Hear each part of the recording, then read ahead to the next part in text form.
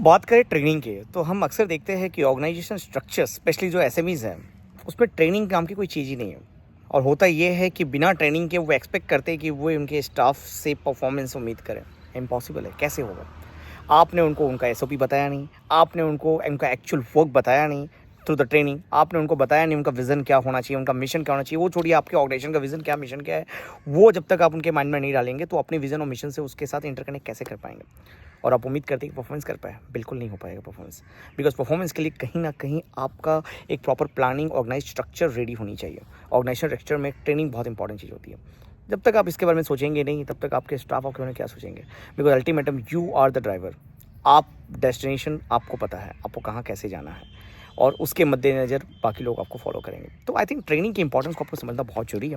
और ट्रेनिंग को इग्नोर करके आप अपनी प्रोडक्टिविटी को बहुत ही ज़्यादा लॉस में सफ़र करवा रहे हैं, राइट? अगर आप वही ट्रेनिंग आप देंगे तो उसके मद्देनज़र आपके परफॉर्मेंस काफ़ी बढ़ेंगे, और परफॉर्मेंस बढ़ने के बाद आपकी प्रोडक्टिविटी, ग्रोथ सब कुछ बढ़ेगा, and then you can achieve whatever you wanted. So personally training बहुत इंपॉर्टेंट है। एंड बिना ट्रेनिंग, मैं अक्सर देखता हूँ रेस्टोरेंट आपने स्टार्ट कर दिया जस्ट कि कहीं कोई एक्सपीरियंस पर्सन को ले ले और वो अपना चला लेगा। कैसे? उस एक्सपीरियंस पर्सन वो किसी अलग कंपनी से आया है या किसी अदर होटल से आया है, वहाँ का ऑर्गेनाइजेशन स्ट्रक्चर अलग है, आपकी ऑर्गेनाइजेशन स्ट्रक्चर अलग है, आपकी थॉट प्रोसेस अलग है, मिसमैच हो जाएगा, फिर प्रॉपर वे में ग्रोथ नहीं दे पाएगा। That is the things on that way. So I personally feel कि आप किसी भी ऑर्गेनाइजेशन से उसकी वैल्यूज़ अगर कंसिडर करना है तो उसके ऑर्गेनाइजेशन गोल को पढ़िए। देन आपको पता चलेगा कि कौन से वैल्यूज़ और प्रिंसिपल्स को ड्राइव करते हैं, एंड देन ये same values, principle, organisation structure, ये आपके जो स्टाफ है उनको पता होना चाहिए। और ये थ्रू ट्रेनिंग ही हो सकता है। उसके लिए आपको एक ट्रेनिंग हायर करना पड़ेगा, और ट्रेनिंग सर्विसेज हायर करना पड़ेगा, और ट्रेनर जो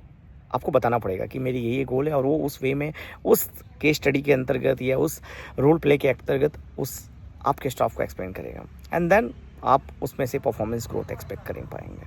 सो training is must important, right?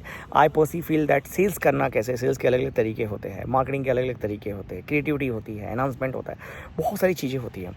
आप ये जब तक उनके माइंड में ये सारी चीज़ों के प्रकाश नहीं डालेंगे तब तक वो ग्रोथ नहीं कर पाएंगे। बिकॉज उनका जो बेसिक एजुकेशन है वो कहीं ना कहीं आपने जो ऑर्डर दिया वही उन्होंने किया। क्रिएटिविटी मीन्स कि आपने कुछ कहा, उसको और बेहतर तरीके से कैसे किया जाए, बेहतर तरीके से करने के लिए उसे ट्रेनिंग की बहुत ज़रूरत है। तो प्लीज़ मेरा हम्बल रिक्वेस्ट है, आप जैसे एसएमई, स्पेशली मेरा फोकस एसएमईज़ है, बिकॉज बड़े कॉर्पोरेट में ट्रेनिंग दी जाती है, स्पेशली वो कंपनियां जो नियर अबाउट 10, 50, 100 करोड़ के नीचे है, या जो उन्होंने आज तक अपने स्टाफ को ट्रेनिंग दिया ही नहीं, और वो सोचते हैं कि हम तो सेटिस्फाइड है। नहीं, आप ये सोचिए कि आपकी जो ग्रोथ हो रही है बिना ट्रेनिंग के इस लेवल पर हो रही है, अगर आप उनको ट्रेन करके अगर पूरी तरह से उनको फुल सेटअप कर दे, माइंड सेटअप उनका एकदम ऑर्गेनाइज स्ट्रक्चर में एकदम स्ट्रॉन्ग कर दे, तो ट्रस्ट मी आपका ग्रोथ ऑलमोस्ट डबल हो जाएगा। और वहाँ पे जहाँ पे लड़खड़ा जा रहा है, जहाँ पे एट्रिब्यूशन रेशियो हाई है, अगर वहाँ पे उनको ट्रेनिंग दी जाए सो आपके परफॉर्मेंस रेशियो काफ़ी बढ़ेंगे, एंड देन आपका एट्रिब्यूशन रेशियो की बात ही नहीं होगी। बिकॉज कहीं ना कहीं उन्हें पता होगा कि कंपनी का गोल क्या है, और कंपनी के गोल से वे अपने गोल को कहीं ना कहीं फील कर पाएंगे।